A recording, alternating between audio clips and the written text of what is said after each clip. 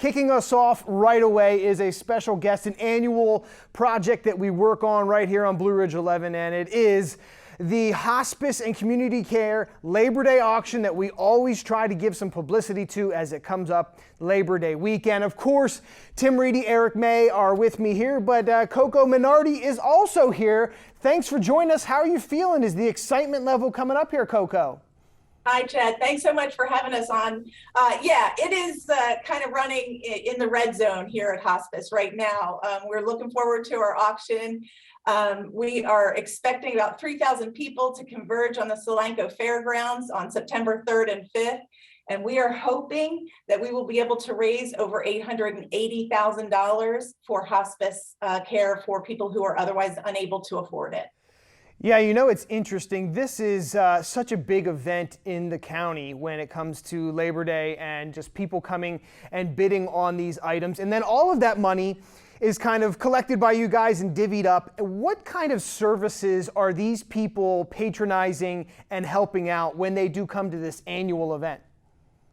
Well, so like I said, we make close to $1 million at this auction, and we would be unable to do the work that we do at Hospice if we didn't have fundraisers like this. So again, organizations like Blue Ridge Cable as a sponsor, we're so grateful.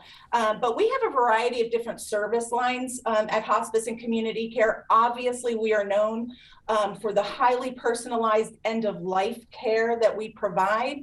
But we also provide palliative care for people who are suffering chronic illnesses and are in need of symptom management.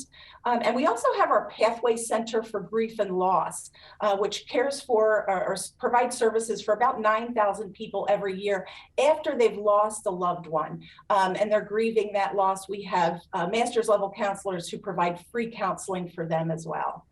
So all of the money that's made at the auction will support all of our various service lines.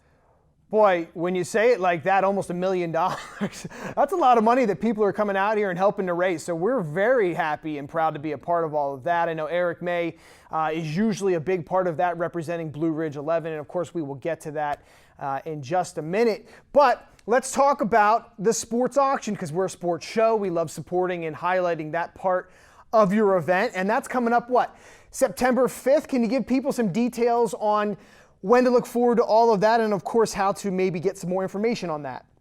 Yeah, for sure. Well, so we hold our sports auction on Monday, which is actually Labor Day. And I can tell you it is worth missing a trip to the beach to come to our sports memorabilia auction. There's always great things there. So it's starting actually this year at 10 a.m. And it is going to be part of our collectibles building. So it's going to be from about 10 o'clock till about 2 o'clock. We're going to have all sorts of different items there. You can actually see a list of the items that we've received thus far on our labordayauction.org website. You'll just want to check on the specialty auctions and look for the sports memorabilia, and you'll be able to see all the items that we have. We have a few good ones here to share with you tonight too. Yeah, excited to get into that, but also of course we got to hear from Eric May. What are you looking forward to? You're getting a tiny bit of a bump in a role here, Eric. You want to talk to us about how you're going to be involved with this thing? Well, I mean, I've got some mighty big shoes to fill because, you know, Ed Flick, who has really been the keystone to this whole thing, has retired.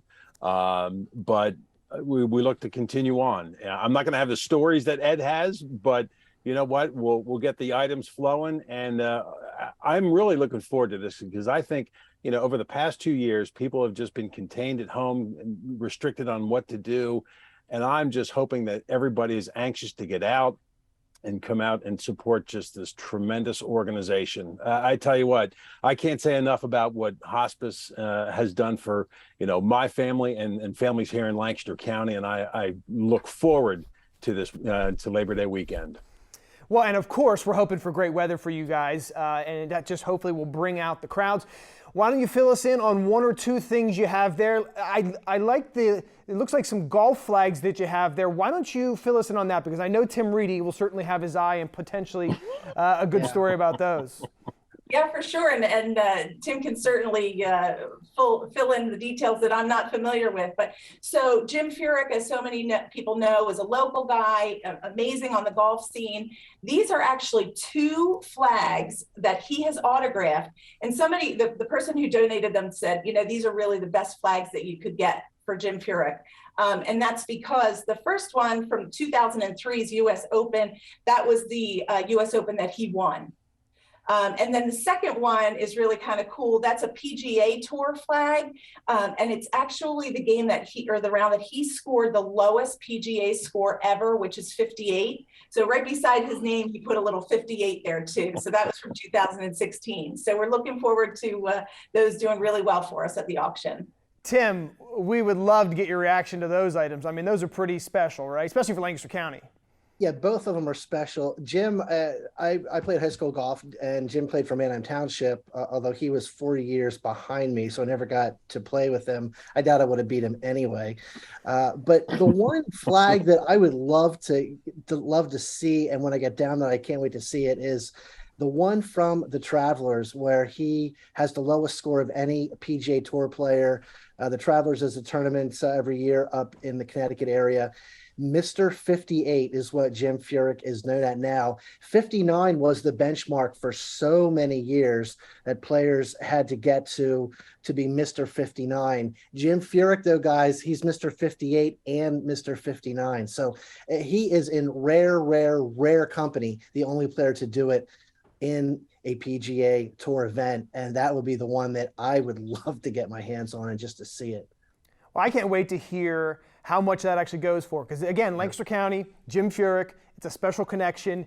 We'd love to see what people will bid on that. Tell us about, you have that basketball and the helmet, because I would love to see what Eric's preparations are going to be to try and sell those puppies. But let's hear what they are. Yeah, so not being a huge sports fan myself, even I know what these are. So this is a basketball right here that's signed by Kareem Abdul-Jabbar from the LA Lakers. So there's a great show out, and some people might not think it's a great show, called Winning Time on Hulu, that's kind of talks about the Lakers, and there's a lot of good backstory about Kareem Abdul-Jabbar. So this is signed by him. And then beside that, we have a full-size Miami Dolphins helmet signed by their quarterback, Dan Marino. All right, Eric, have you started have you started your pitch yet for why these items are so amazing, and how are you going to attempt to stump Eric? all you got to say, you got 2 Hall of Famers. Yeah, and right there should drive up the bidding price. I mean, you're talking about Hall of Fame players. Kareem Abdul-Jabbar, one of the most dominant players in his era, and Dan Marino. I mean, look at the numbers that he put up, and the quick release. Everybody says, he didn't win a Super Bowl, but you know what? Just a heck of a quarterback. So I don't think those items will have any problems, driving up in price. Yeah, it's one of those things where I wish, hopefully I'll be able to get down there and see what people were actually bidding on those things and many of the other ones you have, because those all are very special items. And before we wrap it up, Coco, I just want you to talk to us about some of the other fun things going on. Of course, we know about the food. Tim talks about that a lot, but there's also a raffle for a car as well. And I just want to sneak that in there, because even if you're a sports fan, you still could have a chance to win a free car. Absolutely. So after 2 years of being away from our Mustang raffle, we're actually back to it, and we're thrilled about it. COVID, unfortunately, precluded us from kind of getting out in the community, which is what we do. We drive that Mustang all around the county. We go to grocery stores, we go to fairs, we go to festivals, you name it. And COVID didn't allow us to do that, so we weren't able to raffle off a Ford Mustang, but we got a beautiful cherry red 2022 Ford Mustang that's going to be raffled off 4:30 on Monday, September 5th.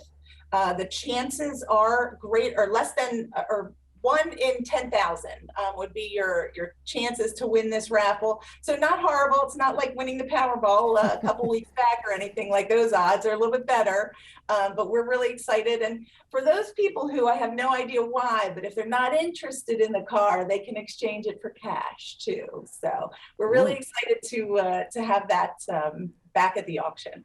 All right. I love that. Free car, free cash. whatever you want. Plus, you could bid on some stuff. And of course, the food is going to be fantastic. It's the 38th annual Hospice Labor Day auction. Of course, the sports auction has not been going quite as long as that, but it's still been going quite a long amount of time, and that is going to be Monday, September 5th. Hope you all can make it out there, fit that into your plans. Coco, thanks so much for joining us, and as all of us from Blue Ridge, we will say good luck, and we can't wait to hear how it goes. Thank you guys so much, and thanks to Blue Ridge Cable. We are really grateful. All right, we'll be down there sponsoring the sports auction, and we will be right back here on Sports Talk to get into just that. Lots of sports to talk about, and it's all coming your way right after the break.